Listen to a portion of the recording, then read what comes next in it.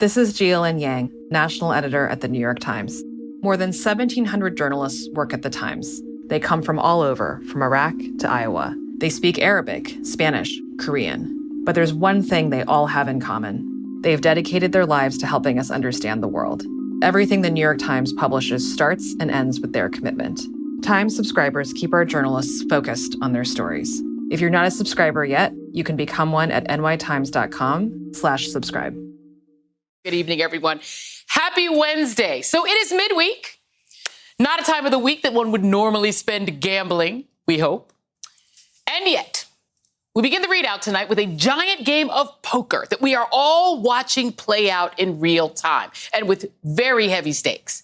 There are now just 12 days until the U.S. economy faces catastrophic failure. We're talking 2008 level recession or worse. Seriously. And that calamity is being teed up by multi-millionaire and corporate-backed Kentucky Senator Mitch McConnell, who today did something unusual for him in this game. He folded, offering Democrats a deal to raise the debt ceiling. But there is a catch. Per McConnell, Democrats can only do it until December, and only if they agree to use reconciliation to pay for it beyond December. Earlier today, President Biden, surrounded by business leaders who were assembled to put pressure on McConnell, said this. Let me be clear. Raising the debt limit is paying our old debts. There's nothing to do with new spending or what may be coming this year or other years. There's nothing to do with my plans on infrastructure or building back better, both of which are paid for, but they're not even in the queue right now. It doesn't have to be this way. My Republican friends need to stop playing Russian roulette with the U.S. economy. If they don't want to do the job, just get out of the way. Now, like most of you, I do not really enjoy watching these politicians play games with our lives and with our economy. And yet, here is where we stand. On the one side, you have the Republican Party filled with Trump lemmings who gleefully racked up nearly $8 trillion in debt while Trump was president, without batting an eye, handing out billionaire and corporate tax cuts like Halloween candy. These guys made it rain for 4 years like they had an American Express black card and knew just how to use it. But now that Joe Biden is president, they are in full pearl clutch, feigning outrage over the debt that they incurred. And they're now demanding that Papa Joe pay their credit card bill. And that would be bad and irresponsible enough, this whole dine and dash politics. But it's why they're doing it, why they're really actually doing it, that's going to make you really mad. So here's the tea.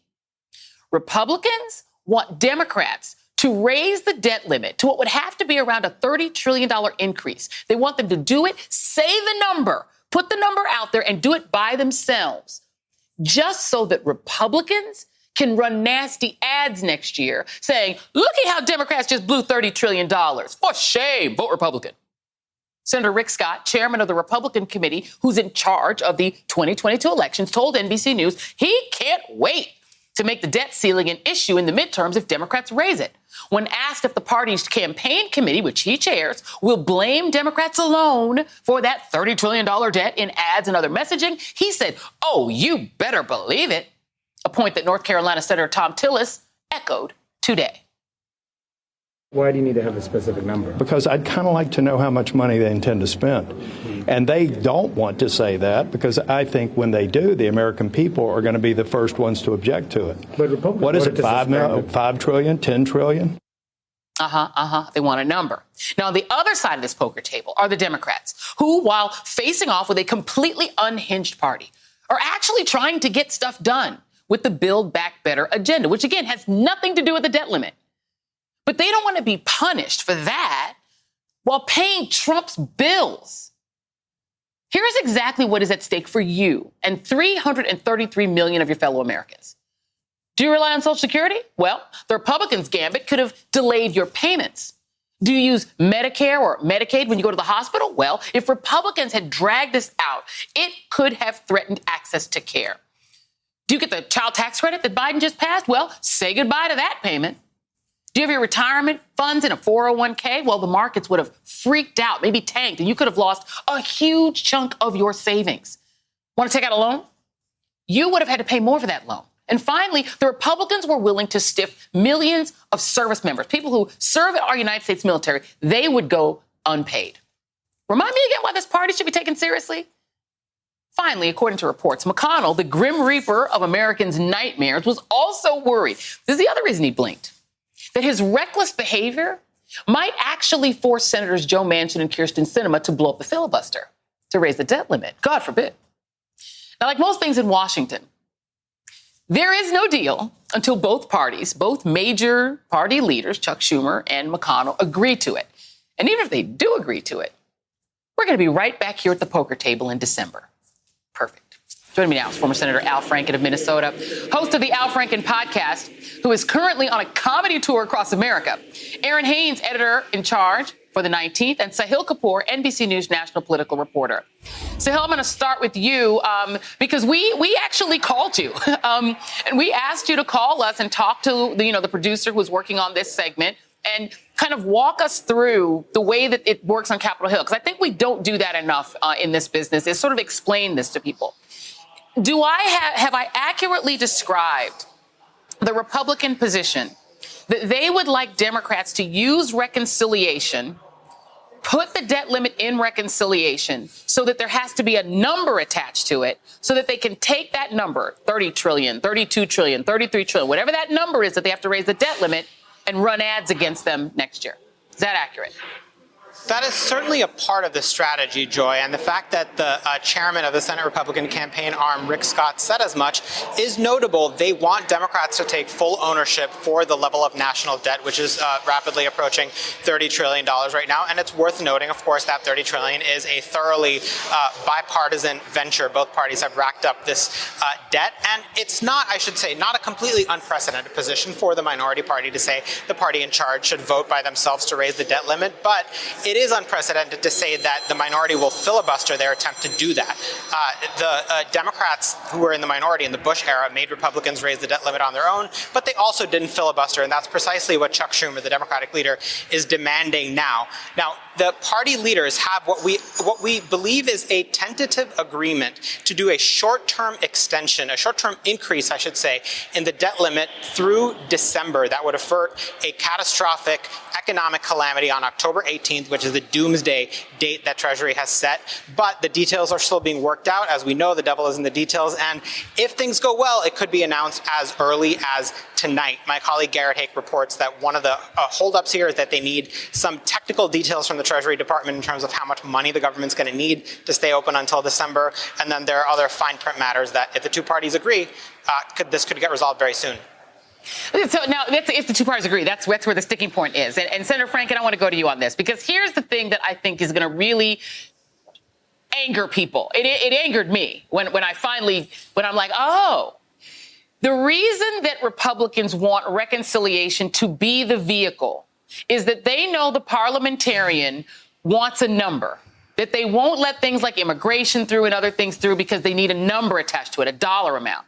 They want to take that dollar amount that the debt ceiling is, whether it's $30 trillion, which has been spent for like 20 years, 30 years, probably back to Reagan. And they want to say, aha, Democrats spent $30 trillion, boom, and then blame that on Build Back Better. That is so disingenuous and so nasty and so ugly that I think Americans need to know it. My question is, do the Democrats have enough strategic brilliance or strategery thinking to figure out how to counter that? And if you could give them some advice, how do you think they should counter it? I think what McConnell was worried about is that this was a game of chicken, and McConnell blinked because Democrats could have just changed the rules. You're right. The parliamentarian could dictate that. But then, I don't think Mitch wants Democrats fiddling with the rules, because once you start doing that, and they were backed into a corner, and the financial markets and Wall Street was saying, don't do this. And former defense secretaries were doing this. And everybody was saying, don't do this. 10 years ago, we didn't default, but we came close, and our credit rating went down for our bonds. So this was a game of chicken, and Mitch blinked. And so I think that he was afraid that we would just procedurally change the rules. And once we get used to that, there's a lot of different things that we can do, including on the Freedom to Vote Act, which is, of course, as you've covered many times and have emphasized is voting rights is an existential threat to our democracy. And Joe Manchin was one of the co-authors of that with Amy Klobuchar and others. And wouldn't you know, maybe we could do that through, we can't do reconciliation because there isn't money involved. But if we start changing the rules, then we could change the rules on that. And that would be very significant in terms of our voting rights and democracy. And therein lies the point, Aaron Haynes, because the Democrats up to now have been saying, we don't want to use reconciliation for the debt limit. We don't want to do it. We don't want to do it. We don't want to do it. It'll take too long. My mind was breaking because I'm like, why don't you want to do it? Because if you use that vehicle, you could do all these other things. We've got police reform. You wrote a great piece today in the 19th about home care workers who, would like to see the Build Back Better plan include them and give them, decent wages, et cetera.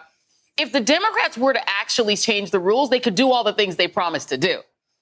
But they don't want to do it because they know that if they use reconciliation, they're going to get tagged with that $30 trillion. It is a devious thing the Republicans have done.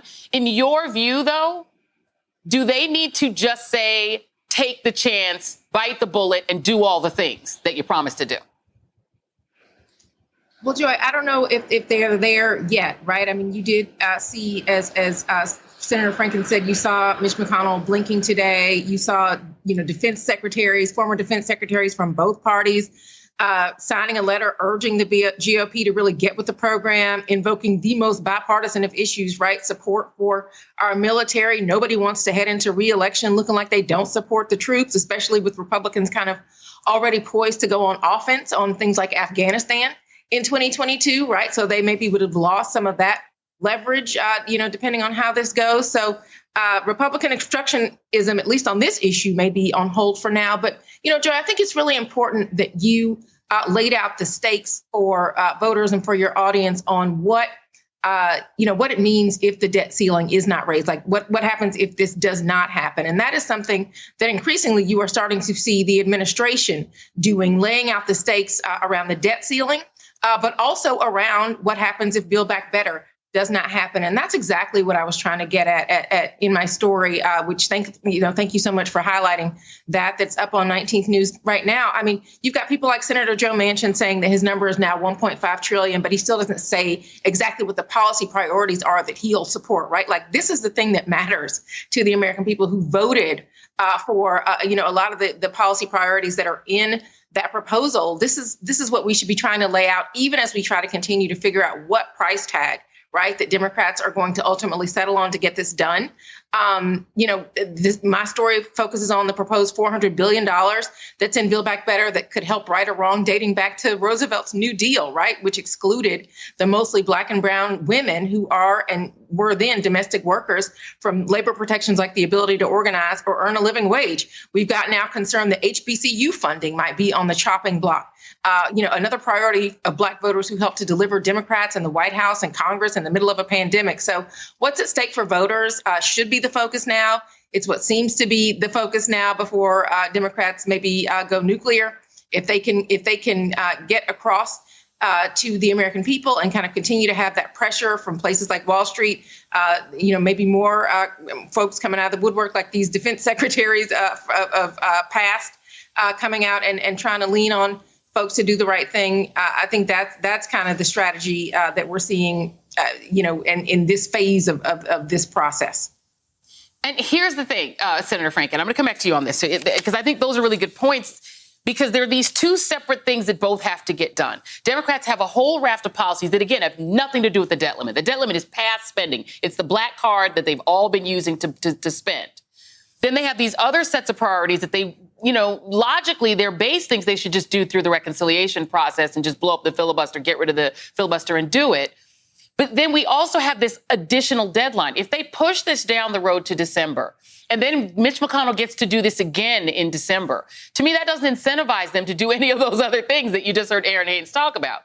So in your view, as a former senator, would it be better if they use the reconciliation process to just actually change the rules? Could they theoretically say, I'm going to put in the reconciliation bill, I don't know, a provision that says I'm going to index the debt limit to whatever, index it to whatever the spending was in the last bill? Is there a way to do that so that Mitch McConnell can't have this card to play again in December?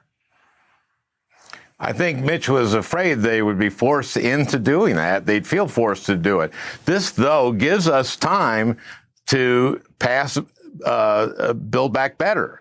What's great about this is that gives us the time to get Sinema and to get Manchin and to get all 51 with the vice president on board on a package. And if we tell the American people and keep telling the American people what's in it, Medicare negotiating with pharmaceuticals, pretty much everyone in the country is for that.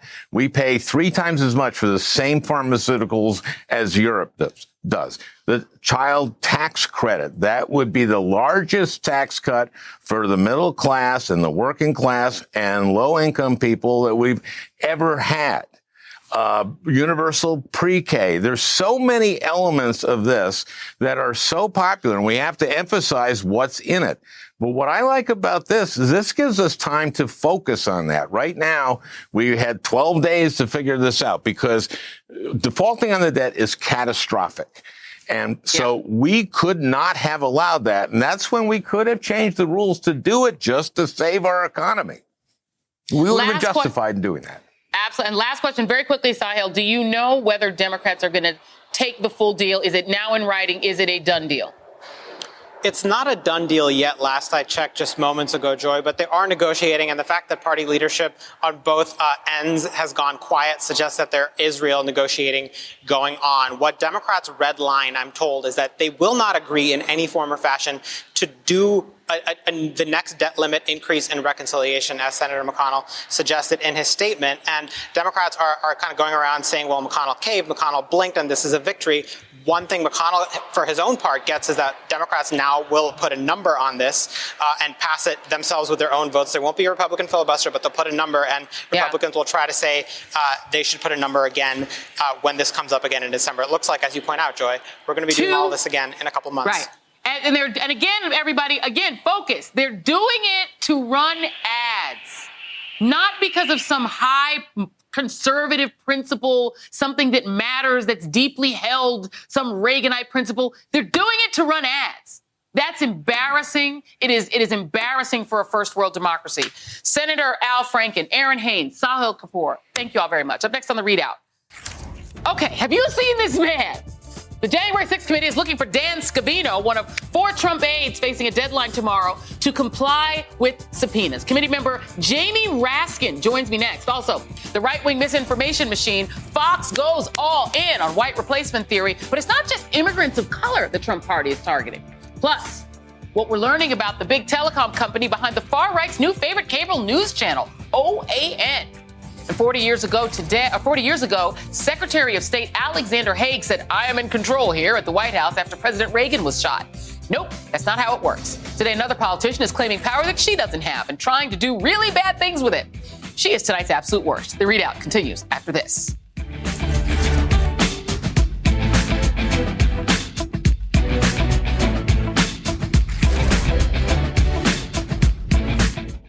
This is Jialin Yang. I'm the national editor at the New York Times. I want to take a minute to speak about the incredible force behind everything we publish. I'm talking about our journalists. There are more than 1,700 of them at the Times, and I know enough of them to tell you that these are some of the most caring, diligent, and thoughtful people you'll ever meet. Some of them have wanted to be journalists since they were kids. Others first practiced as doctors, or trained as lawyers, or joined the military before bringing their expertise to the reporting they do today. They come from all over, from Iraq to Iowa. They speak Arabic, Spanish, Korean. But there's one thing they all have in common. They've dedicated their lives to helping us understand the world. I'm honored to call these people my colleagues because everything the New York Times publishes starts and ends with their commitment. If you're a Times subscriber, you provide the support that keeps our journalists focused on their stories. So thank you. If you're not a subscriber yet, you can become one at nytimes.com/subscribe. Tomorrow, the House Select Committee investigating the January 6th insurrection and the role of the Trump White House in trying to overturn the presidential election will face its first real test from the Orange Pied Piper and his lemmings. 4 of Trump's closest aides and associates, former Chief of Staff Mark Meadows and his deputy Ron Scavino, former Defense Department official Kash Patel, and former strategist Steve Bannon, are facing a subpoena deadline to turn over emails, call records, and other documents related to the Capitol attack. And they have been instructed to appear for depositions next week. The former president has been thumping his chest, saying that he'll invoke executive privilege to fight the subpoenas and prevent his aides from giving any information to the committee. This should come as no surprise to anyone, as the past administration gleefully defied subpoena after subpoena while squatting in the White House, hiding behind executive privilege. Howsoever, only a current president can decide what is protected by executive privilege, making that defense as worthless as a degree from Trump University. Joining me now is a member of the January 6th Select Committee, Congressman Jamie Raskin of Maryland. Congressman Raskin, thank you so much for being here. I have to start with the sort of interesting missing person case of Mr. Dan Scavino. Apparently, he cannot be found. He is hiding from the process servers. To your knowledge, as of this evening, has he been located? But to my knowledge, no, but I don't know because I haven't been in touch with people on the staff today. But I have had Republicans come up to me on the floor and say, go look for him in his mother's basement. I've had Republicans say, just go try to find him at Donald Trump rallies. Wherever Donald Trump goes, you will find Dan Scavino. So I don't know. He's aware that we're looking for him and he should call so he can be served if he hasn't been served. They snitching? Oh, that's fascinating. Let's talk about what will happen if the ones who aren't hiding still don't show up. Let me let you listen to your chairman, Benny Thompson. He was asked what will happen if someone just simply defies the subpoenas, the ones who are not hiding. Well, the only thing I can say is the committee will probably, to those who don't agree to come in voluntarily, we'll do criminal referrals and let that process work out. And so while I put up a list of the 15 total subpoenas that are out there, can you just explain how that would work? Let's say there are criminal referrals against, let's say Steve Bannon says he's not coming or Kash Patel says he's not showing up, and this criminal referral happens. Can you walk us through what that process looks like? Well, I'm not certain that the chairman has decided specifically what we're going to do, but there's a process for getting criminal contempt that is turning the information over to the U.S. Attorney for the District of Columbia and trying to get the Department of Justice to demand that these people appear in court and be jailed until the point at which they cooperate with the congressional subpoena. It could be civil contempt, or it also could be inherent contempt of Congress, where we design our own process for hauling these people in and perhaps fining them until they're willing to cooperate. But I don't know what makes them think they're better than anybody else in the country. All of the rest of us have to cooperate when we receive a subpoena. In fact, what makes them better than the hundreds of people who stormed the Capitol, broke the windows, and assaulted federal officers? Those people have had to comply. And so somehow they think they get some kind of magic immunity from Donald Trump. And I know that's a guy who has been surrounded by armies of lawyers for his entire life and acts with complete lawlessness and impunity, but even he has to face with the law, which catches up with him. I mean, think about the Trump University case where they defrauded all those people. They ended up having to pay millions of dollars. Think about the House of Representatives twice impeaching Donald Trump. So the law is going to catch up with all of these people. And I think that they're just making a really bad mistake to cast their lot with Donald Trump, because in the final analysis, he will cut these people off. And they're going to be facing the law, and their families have to deal with the shame of the disrespect they're showing to the rule of law in the government of the United States. And the thing that's odd is that they would believe him, despite all the cases that he's lost about his failure to gain re-election, when he says, oh, don't worry, I used to be president so I can invoke executive privilege, when there's another president. The fact that anyone would believe that that has any legal force, I'm not even a lawyer, and I find that shocking. But I want to play something else that I do find shocking as well. This is the former vice president, Mike Pence, who was the subject of the anger and rage that sent a lot of those people into the Capitol. They even brought a noose. Here he is talking about what you all are trying to do to investigate a crime that was also a crime against him. I know the media wants to distract from the Biden administration's failed agenda by focusing on one day in January. They want to use that one day to try and demean the character and intentions of 74 million Americans. The fact that this man was actually threatened by those people who stormed the Capitol makes it seem, and also that he had a role, because his role in finishing and certifying the election was the point and what drove the rage. He seems like a logical person you all might want to interview. Do you anticipate that attempting to call Mike Pence would result in you all having to go to court with Mike Pence's lawyers, that he might fight a subpoena? Just can you anticipate that?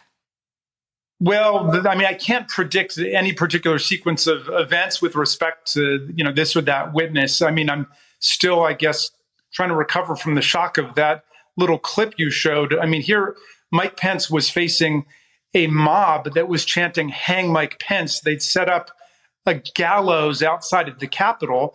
And this was a coup, not against the president, but by the president against Mike Pence, because for that one day, he decided not to follow Donald Trump, but to follow the Constitution of the United States. And now, like a sycophantic flunky, he clearly returns right to the cultish fold of Donald Trump. I mean, it's just amazing to me to see that. But they all want to sweep it under the rug because they want to view it in purely partisan political terms. Luckily, not all the Republicans feel that way. We've got a strong bipartisan committee that is determined to get to the truth about the worst violent assault on the U.S. Capitol since the War of 1812, an attempt to overthrow the counting of electoral college votes, to basically oust Mike Pence, kick him out of the way, and then deny Joe Biden his rightful majority in the electoral college, which he won. 306 electoral college votes in order to force the election into the House of Representatives for a so-called contingent election, where we'd be voting not one member, one vote, but one state, one vote. And they knew that they could win that. So they just needed to destroy most of the electoral process. And now Mike Pence, in his desperate effort to curry favor with the right wing in his own party, is trying to cover the whole thing up. It's just pathetic. It is pathetic, and it's shocking. I will join you in the shock. When I saw the clip for the first time, too, I was equally shocked. Jamie Raskin, Congressman Jamie Raskin, thank you so much for being here. I will suggest one other potential witness I would love to see called. You don't have to take my advice, but John Eastman. That memo was terrifying, and I think it was a practice session for what we might see in the future. I'm just going to throw that name out there for you. Thank you, Congressman. Up next on the readout. Cheers. Tuckums leads the charge to bring white nationalism into the mainstream, diving headfirst into a pool of white supremacist tropes. Stay with us.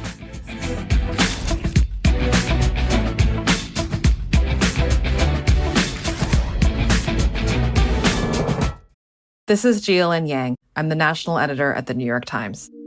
I want to take a minute to speak about the incredible force behind everything we publish. I'm talking about our journalists. There are more than 1,700 of them at the Times, and I know enough of them to tell you that these are some of the most caring, diligent, and thoughtful people you'll ever meet. Some of them have wanted to be journalists since they were kids.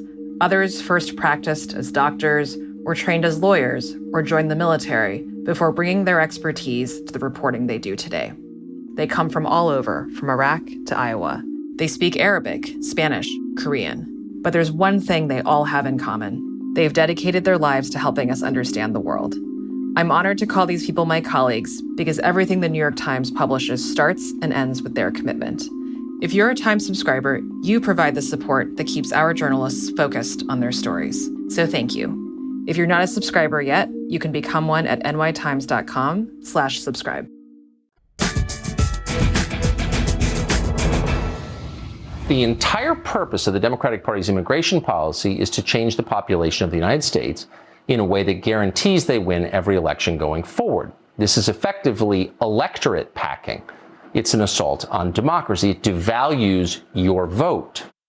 Why does it look so confused? Replacement theory continues to be a fear-mongering tactic on frozen chicken-air Tucker Carlson's White Power Hour on Fox.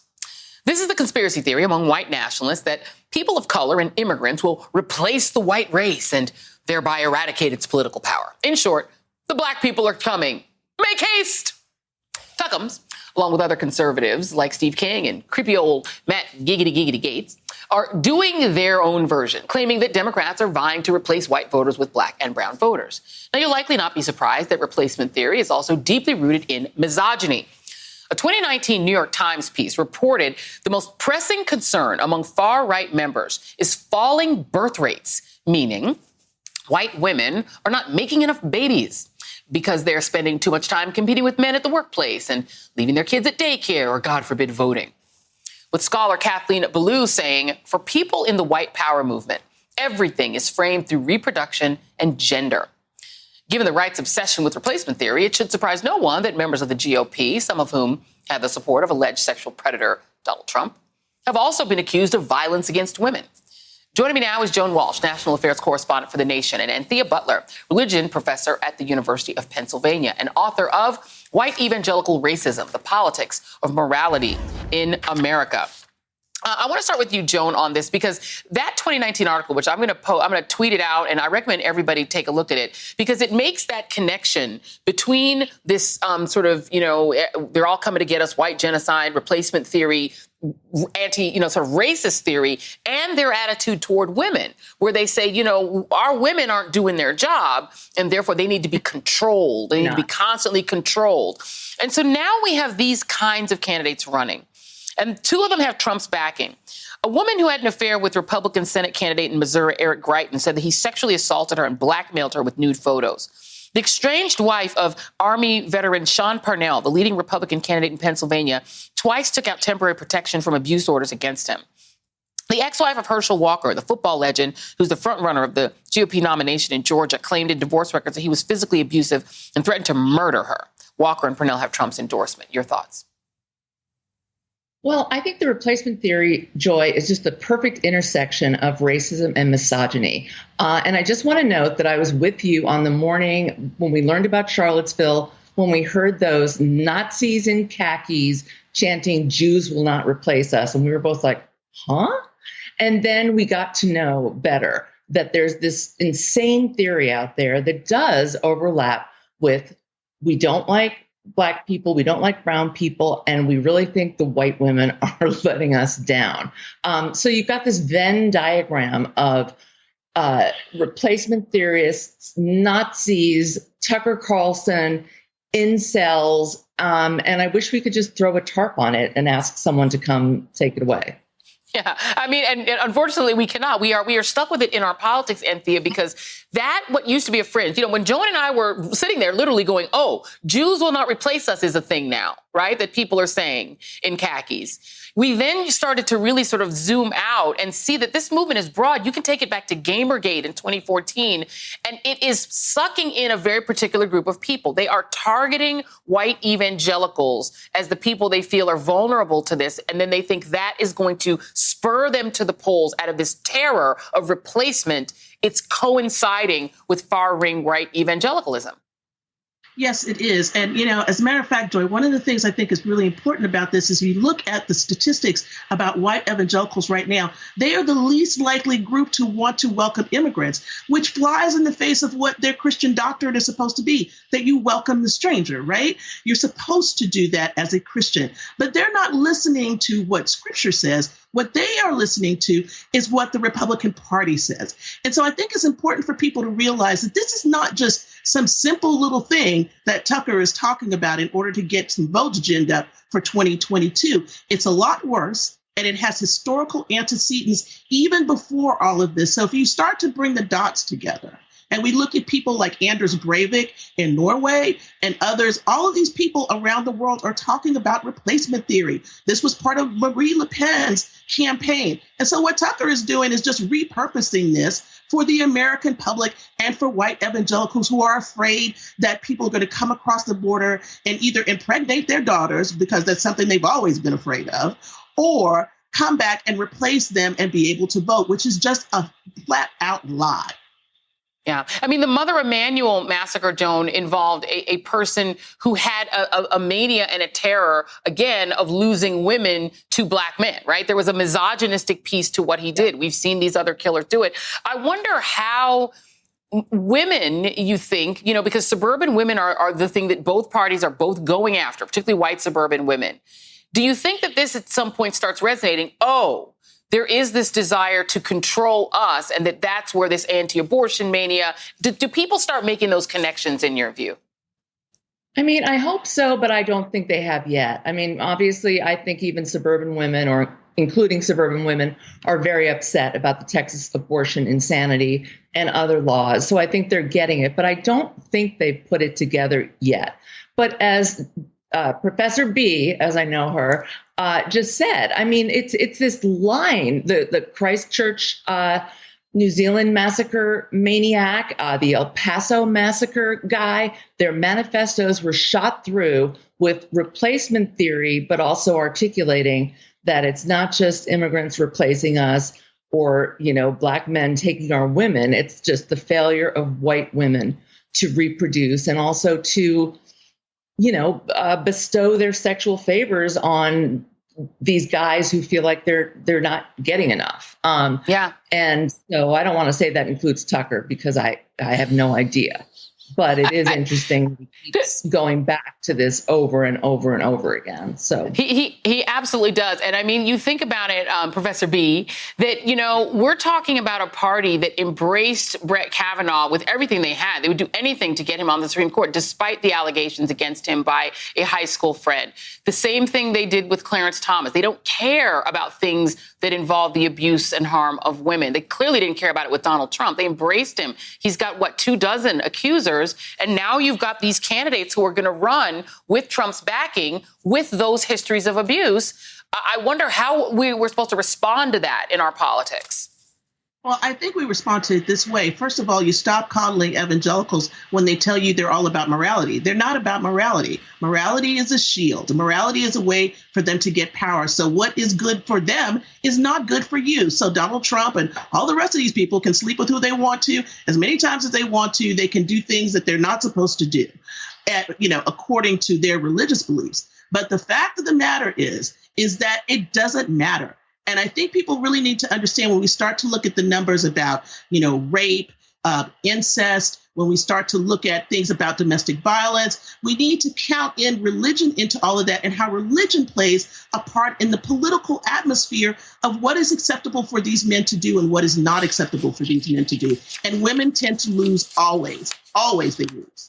Yeah, we need to start voting on these issues. It's very important. Joan Walsh and Thea Butler, my friends, thank you so much. Tonight's Absolute Worst is still ahead as a Republican official finds a newer, more evil way to put her constituents in danger. But first, the backstory of how the former Cheeto-in-Chief's favorite ultra-conservative news network was created.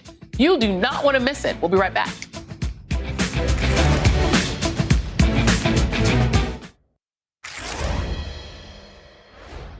A stunning new report from Reuters reveals that far-right news network OAN wouldn't even exist if AT&T executives hadn't seen an opportunity to create a new conservative TV network in 2013. John Schiffman reports that AT&T has provided tens of millions of dollars in revenue for OAN. And the network's accountant testified last year that without a deal made with DirecTV, which AT&T owned at the time, the network's value would be zero. So here's why this is a big deal. OAN is a massive proponent of misinformation, from peddling hydroxychloroquine to Russian conspiracy theories to absolutely enabling Trump's claim that the election was stolen. They quickly became the Mango Mussolini's favorite network, tweeting about them more than 100 times. Reuters points out that the network's online audience soared after a competitor, Fox News, affirmed Biden's victory, and once again, after the insurrection. One of the insurrectionists even brought an OAN flag with them to the Capitol on January 6th. The violent rhetoric went beyond the insurrection. Reuters reports that a self-described regular OAN viewer accused Colorado Secretary of State Jenna Griswold of treason for certifying Biden's win, warning her that punishments for that crime are hanging and lethal injection. In a statement today, AT&T said that they never held a financial interest in OAN's success and do not fund OAN, and also noted that DirecTV is now a separate company outside of AT&T. But they didn't respond to the testimony quoted in the Reuters piece that the inspiration to launch OAN came directly from AT&T executives. I'm joined now by Angelo Carusone, President and CEO of Media Matters for America. Long time no speak, Angelo. It's good to see you. Wow. let's talk about this. I saw this today on Twitter, honestly, and went, give us this backstory. Media Matters has a bunch of headlines. So let's put them up. Watch how OAN hosts relentlessly fundraisers to spread the fraudulent Arizona, quote, audit nationwide. OAN's months-long campaigns against COVID-19 vaccines are cesspool of anti-LGBTQ hate supported by cable providers and streaming services. What the what? Yeah, I mean, look, One America News' notion is that Fox News is a part of the liberal media. So that tells you everything you need to know about One America News. I mean, that was their organizing principle. That's how they got started. That's what they were. What makes this story significant is that basically AT&T at the time came to them and dangled a real serious business partnership. One was possibly investing and buying a chunk of the company. But the more tantalizing thing was to say, look, we'll guarantee you revenue. We'll guarantee you enough revenue that even if you do not get commercials, even if you have almost no viewers, you will still be a profitable company as long as you exist and take this deal. And that's what started in 2013. They basically said, we'll put you on most of our 6 million customers at the time. We'll pay you a fee for your channel that is so outrageously high. At that point, probably would have been about 18 times what market value was if you could have attributed market value for it, which I think probably should open them up to maybe some shareholder litigation. But ultimately, that was the start. And if you're One America News and somebody offers you basically a guarantee, why wouldn't you take it? And it's not, just to make everyone understand, this is not a normal news network. First of all, being founded because some AT&T executives said, you know what we'd love to have? Another right-wing news network. That is bizarre in and of itself, and AT&T's involvement. The Daily Beast reports that Donald Trump's campaign had veto power over this network's stories. The former mayor said in a deposition, so he had to say it under oath, that Christina Bobb, who volunteered for the Trump legal team after the election, had to run her stories by the campaign. That is clearly not a news network. That's right. And look, we remember during the beginning, we're still trying to claw our way out of this pandemic, in large part due to misinformation that came out of the right-wing media. And when Fox News wasn't playing the same game, they were still being terrible back in March and April of 2020. If you remember, it was the Trump administration that was giving a day pass to the One America News Network's correspondent, Chanel Rion, who was then asking those questions that the administration wanted. So to your point about editorial influence, they weren't just vetoing stories, they were actually involved in shaping the stories. And that shows the significance of what this network represents, right? It's that the idea was to create a political force. And Trump used it as a cudgel against the right-wing media to drag them along with the narrative, maybe that sometimes they would have not been fully embracing. You mentioned the fact that AT&T basically guaranteed that they could still be, relevant. I mean, they could still be profitable without ads. They run few commercials, according to Reuters, compared to its competitors. Its reliance on these fees from cable, from DirecTV, et cetera. Instead of commercials, it inoculates them from advertiser boycotts faced by counterparts like Fox News. So there's no way to boycott them because they don't have any ads. That's right. I mean, Fox works the same system. Fox is disproportionately high. That's how they're able to operate so much with impunity. It sort of ties into your last segment, like why is Tucker so bad? In large part, it's because Fox News doesn't need any commercials either. They would have a 90% profit margin even if they didn't have commercials. What makes this story so significant is that Fox News basically worked the system. They did it over the course of 15 years. It was this intentional strategy. In this case, AT&T just kind of parachuted in and said, here's your golden ticket. And what's worse is they signed a deal that basically said to One America News, and this is how it shows that they were invested in One America News' success. The terms of their deal, one, renew automatically unless they pull out, which that means that this year, even after all of the insurrection, all that violent stuff that you referenced before, well, AT&T renewed with One America News, knowing full well everything that they had done over the previous year. They didn't have to. They made that active decision. And second, it says if you ever sign another deal with a cable provider, it must be on our terms, which are really high. And what that basically meant is it kept One America News from getting a lot of pickup. And the way that they offset that was by giving them more money. But what that means is that it kind of became exclusive to AT&T. So if you are a person who doesn't like Fox and you're in the fever swamps, you switch to AT&T in order to get it. That is scandalous, and I hope AT&T has to answer some questions about it. Angelo Carasone, thank you very much. Really appreciate you. And Media Matters. Wow, don't go anywhere. Tonight's absolute worst, is up next as it gets worse as a Republican official goes rogue on vaccine mandates, putting all of her constituents at risk. We'll be right back.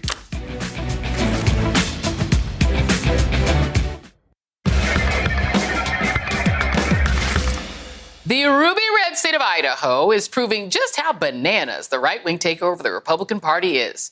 One local GOP board is backing an anti-Semitic troll for a school board post.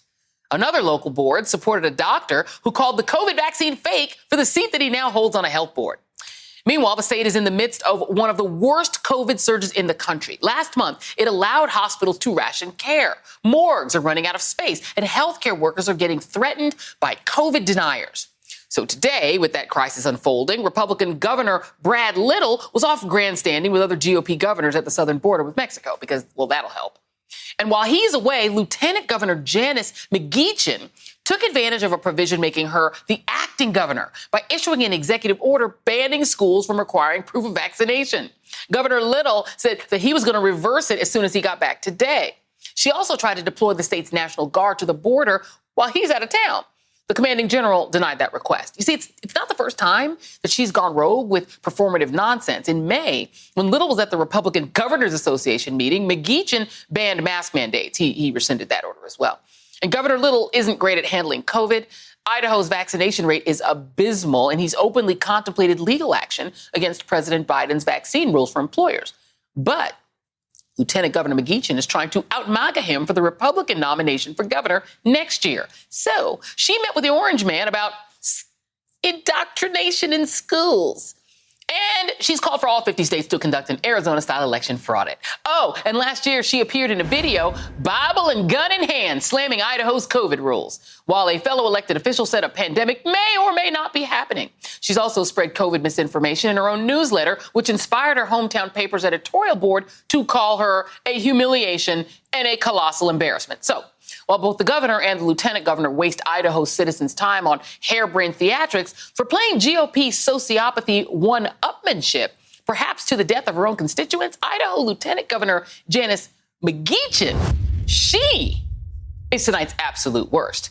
And that, in fact, is tonight's readout. There was a whole lot of it today. We had a lot going on, and I'm glad that you hung in there with us for every single word of it. Hey guys, it's Hoda from the Today Show. I cannot wait to tell you about my new podcast. It's called Making Space with Hoda Kotb, and I invite you to join me as we make space for incredibly uplifting stories from inspiring guests. Some you may know, others I'm so excited for you to meet. They're going to share stories of perseverance and triumph, often overcoming what once seemed impossible. So join me every week, and together we'll make space to learn, grow, and feel inspired. Listen to Making Space with Hoda Kotb now wherever you get your podcasts.